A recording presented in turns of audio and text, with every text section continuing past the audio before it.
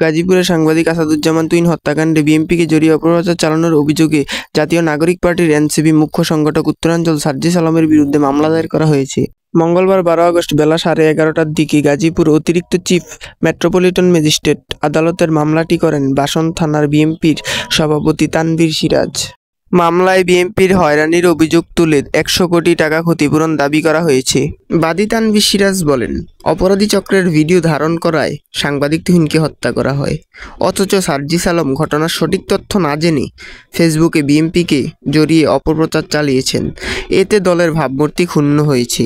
ইতিমধ্যে GMP commissioner হত্যাকাণ্ডের মূল রহস্য উদ্ঘাটনের কথা জানিয়েছেন। সেখানে রাজনৈতিক কোনো সংশ্লিষ্টতা পাওয়া যায়নি। তিনি আরও বলেছেন, দলের নির্দেশনা অনুযায়ী আমি বাদী হয়ে মামলাটি দায়ের করেছি। আশা করি ন্যায় বিচার পাব। নিউজ পেপার 24 টিভি, সত্য জানুন, পাশে থাকুন। ধন্যবাদ।